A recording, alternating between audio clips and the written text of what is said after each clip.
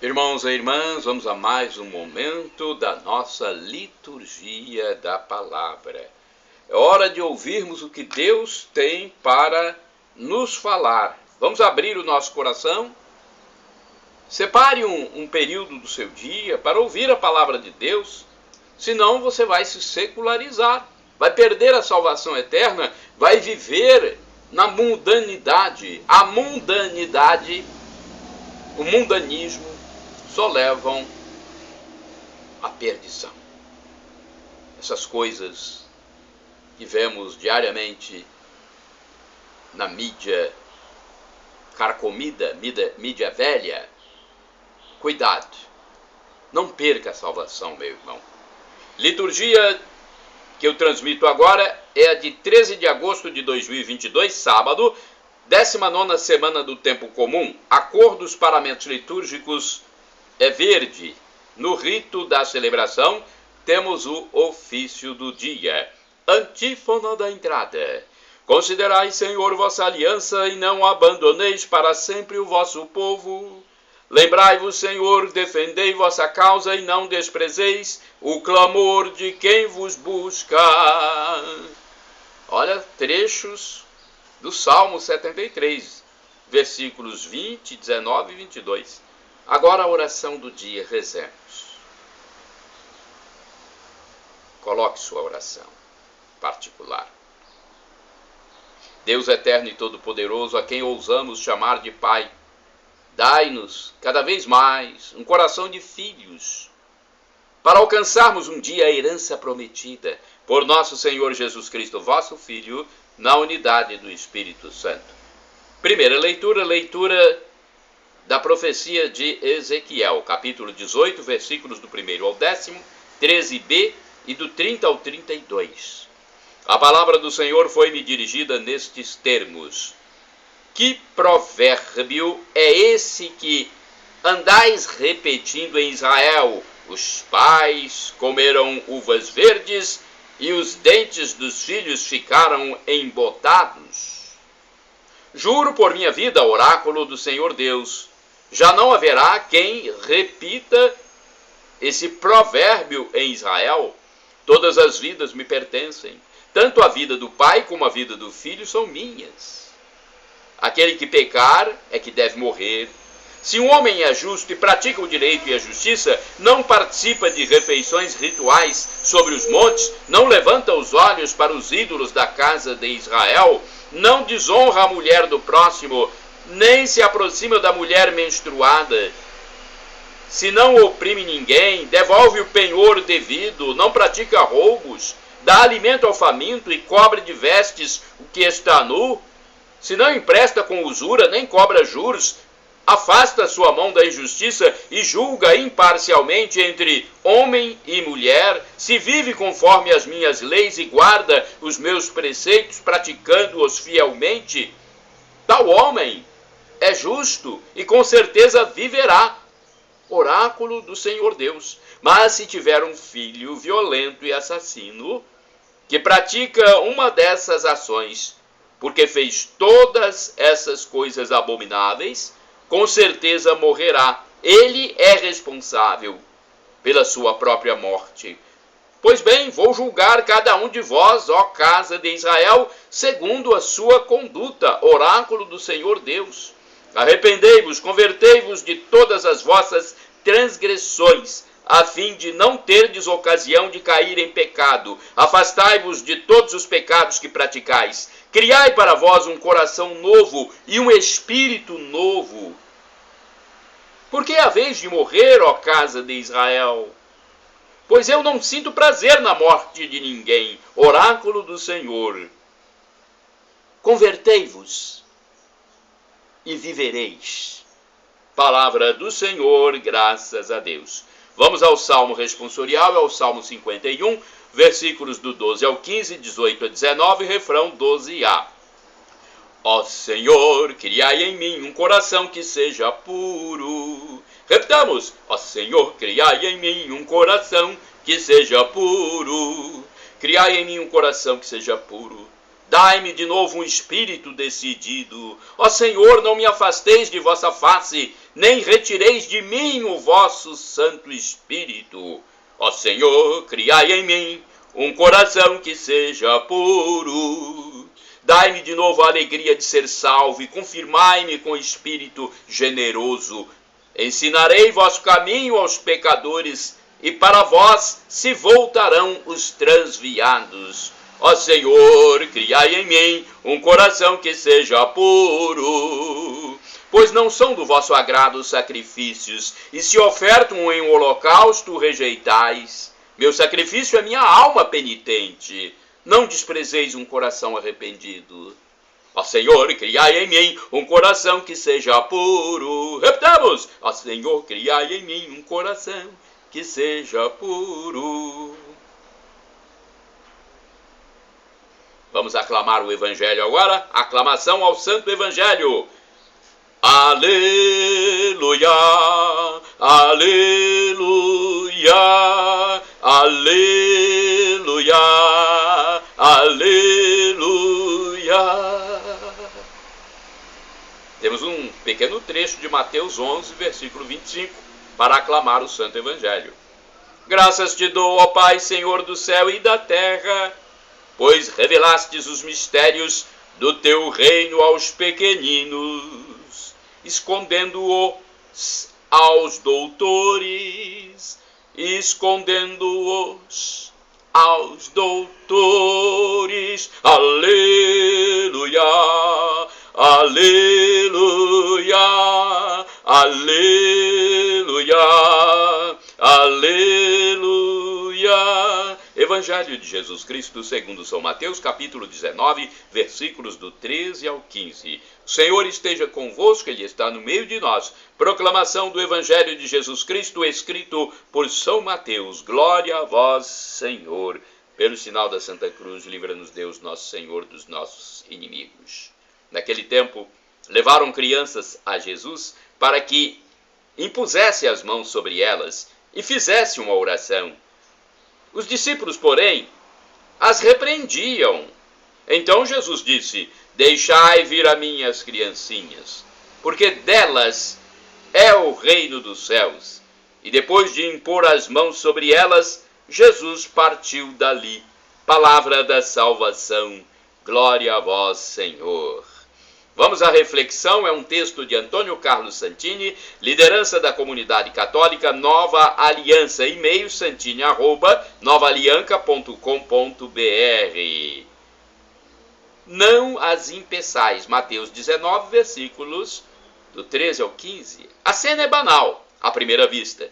Um rápido, instantâneo do cotidiano, gravado em apenas 3 versículos. As mães levam seus pequenos até Jesus para receberem sua bênção. Os discípulos tentam enxotar as crianças e o mestre reage com um imperativo: não as impeçais. Bem intencionados os discípulos? Talvez. O mestre podia estar cansado. Aliás, estava de saída, conforme o versículo 15. Mesmo assim, a bronca permanece. Jesus quer que as crianças fiquem junto de si. Ele ama os pequeninos. Sim, todos sabem. Criança faz barulho, criança dá trabalho, criança enche, às vezes, né? Não é à toa que os casais fazem tudo para evitá-las. Não é estranho? Há uma lista de coisas a serem evitadas: evitar doenças, evitar acidentes. Agora, evitar filhos, não é o que vem acontecendo? Pois bem, Jesus ama as crianças. Ele está dizendo que não se deve impedir que elas se aproximem dele. E a advertência vale para os pais, os educadores e os poderosos que traçam as políticas do ensino. O regime soviético fez de tudo para desviar as crianças do caminho da fé. Chegaram a retirar a água benta das pequenas pias que ficavam na entrada das igrejas e com um microscópio mostravam aos pequenos a presença de bactérias, as mesmas que se encontram em todo tipo de água. o objetivo era afastá-las da religião, mesmo à custa de trapaças. Eis o ensinamento de João Paulo II na encíclica Familiaris Consortio. Abre aspas. Na família, comunidade de pessoas, deve reservar-se uma especial atenção à criança, desenvolvendo uma estima profunda pela sua dignidade pessoal, como também grande respeito e generoso serviço pelos seus direitos. Isto vale para cada criança, mas adquire uma urgência singular quanto mais for a criança pequena e desprovida, doente, sofredora ou diminuída.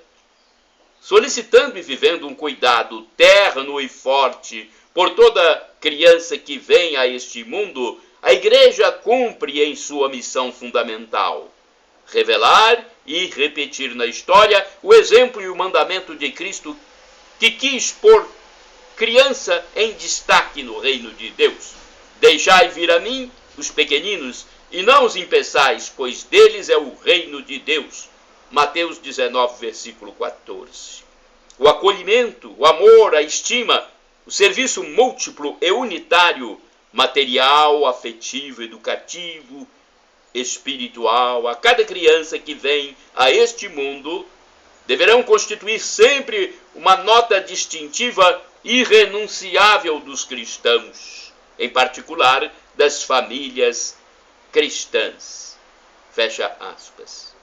A história registra que, em todas as épocas, nenhuma instituição dedicou mais esforços materiais e pessoais à criança do que a Igreja de Jesus.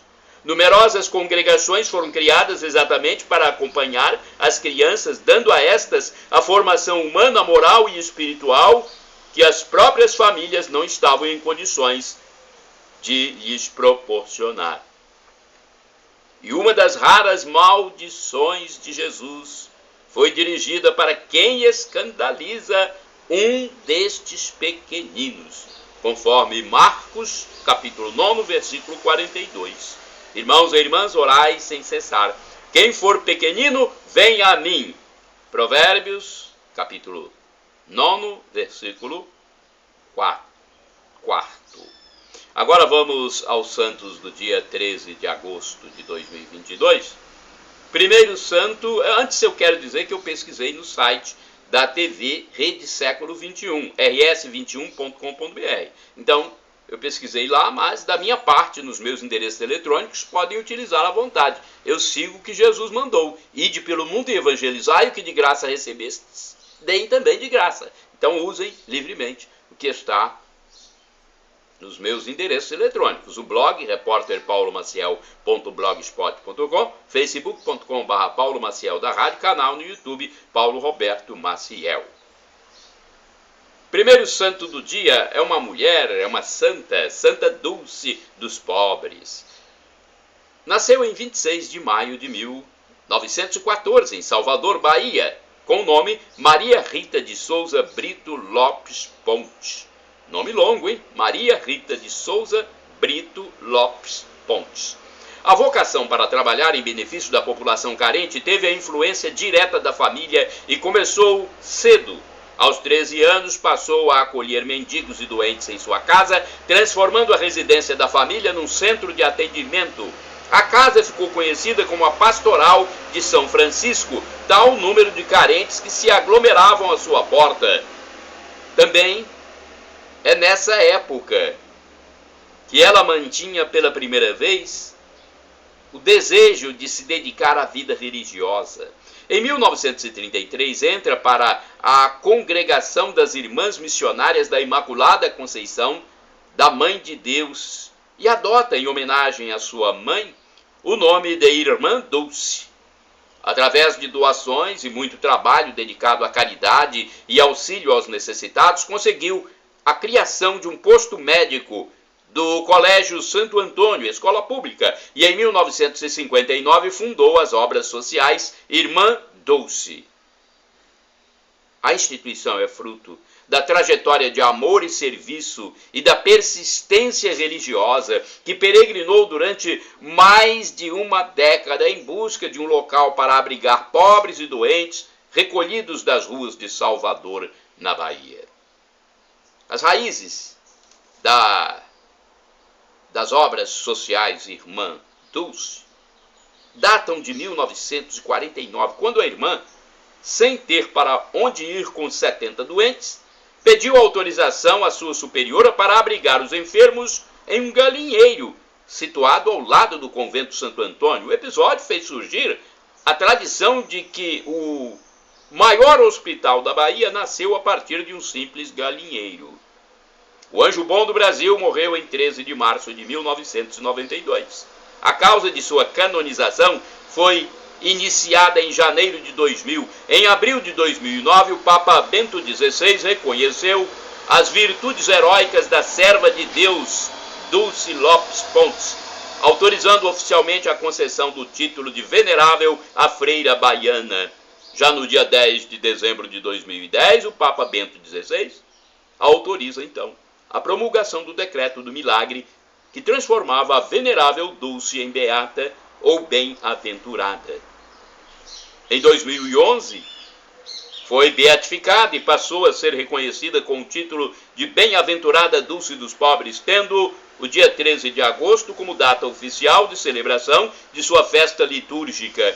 E no dia 13 de outubro de 2019, o Papa Francisco proclamava a nova santa da Igreja Católica, Dulce dos Pobres. A fonte é o site www.irmandulce.org.br. Outro santo do dia, São Benildo. São Benildo nasceu em 13 de agosto de 1862 em Laverna, na Itália. Ele pertencia à congregação dos Irmãos das Escolas Cristãs. Era muito respeitado como professor e como pessoa. Benildo vivia intensamente a vida de oração e o evangelho, passando sua experiência de vida a todos os que catequizava. Tinha um grande apego à oração do Pai Nosso. Em tudo o que fazia, dava o seu melhor, pois acreditava que a vida eterna começava já aqui na terra. Ele nos ensina a usar os dons que recebemos de Deus, principalmente a inteligência, a vontade e a liberdade, para ensinar aos nossos irmãos as palavras de Deus, as Sagradas Escrituras. Ensinar a evangelizar os nossos amigos, nossos irmãos. Vamos usar então nossa inteligência, nossa vontade, nossa liberdade para a evangelização. Temos mais um santo, Santo Jacob Gap, ou Jacob Gap. Jacob Gap nasceu em Wattens, na região do Tirol, na Áustria, em 26 de julho de 1897. Foi voluntário na Primeira Guerra Mundial, transcorrida em 1914 até 1918, caindo prisioneiro das tropas italianas no fim do conflito. No ano seguinte, estando em liberdade, voltou a ser voluntário, mas dessa vez numa congregação religiosa, a Sociedade de Maria. Essa ordem, fundada pelo francês padre Guilherme Chaminade, tinha por objetivo a educação da juventude e espalhou-se por vários países, inclusive a Áustria. Os integrantes eram chamados de marianistas, que depois tornaram-se conhecidos em todo o mundo, e o seu fundador foi canonizado pela Igreja. Jacob iniciou o seu noviciado em 1920 e foi estudar na França e na Suíça. 10 anos depois, já sacerdote consagrado, voltou para sua terra natal. Em 1933, Adolf Hitler chegou ao poder na Alemanha, instaurando um Estado totalitário inspirado na superioridade da raça ariana. O seu violento expansionismo acabou atingindo a Áustria em 1938, onde a população amedrontada e ameaçada passou a denunciar e entregar todos os judeus e antinazistas numa tentativa desesperada de evitar a represália do cruel exército alemão.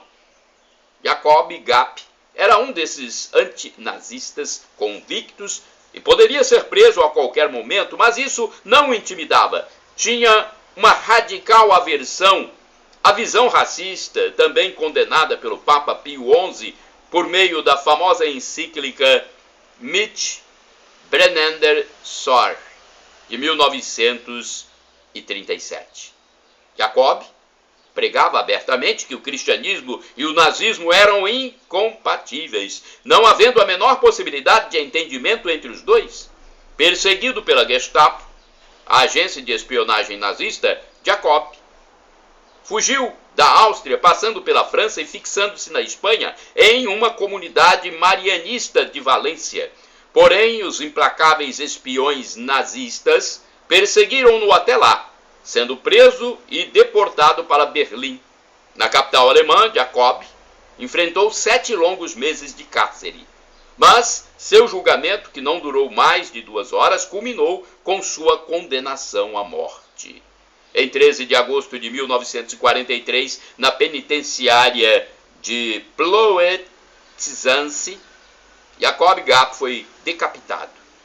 Poucas horas antes da execução, escreveu cartas animadoras a seus familiares e superiores, dizendo: considero este dia como o mais belo de minha vida. Atravessei duras provas, mas agora estou feliz. O Papa João Paulo II proclamou bem-aventurado em 1996, designando o dia de sua morte para o seu culto. São Jacob Gap, São Benildo e Santa Dulce dos Pobres, rogai por nós. Shalom Adonai, uma expressão hebraica que significa a paz de Deus. El Shaddai significa Deus onipotente, Deus todo-poderoso, ele proverá. E Maranatá, como dizemos nós católicos, ou Maranata, como dizem nossos irmãos separados, os evangélicos ou protestantes. Não importa a pronúncia, vem do aramaico, o dialeto de Jesus, e significa: vem, Senhor, Senhor, vens. É a segunda vinda de Jesus que nós aguardamos. Essa vinda triunfal com os anjos para o juízo final, o fim da história, a parousia. Todos seremos julgados, vivos e mortos. Os mortos serão ressuscitados para julgamento. Algo inenarrável, inefável, inimaginável por nós, que somos simples criaturas. Será um ambiente onde não existirá esse espaço como conhecemos, esse tempo como conhecemos. Algo espiritual, transcendental, sobrenatural. E temos que nos preparar para esse momento.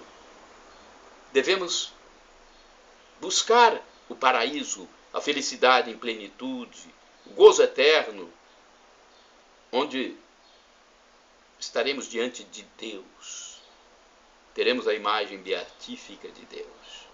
Para isso, nós temos essa passagem terrena, a fim de nos arrepender de quando nos transviamos, de quando saímos do caminho de Deus, de quando transgredimos, pecamos. Perdão, Senhor Jesus, pelos meus pecados do pensamento, palavras, atos, omissões. Perdão, Senhor, pelos pecados passados, presentes, futuros. E me dê, Jesus Cristo, a vida eterna. Shalom Adonai, a paz de Deus.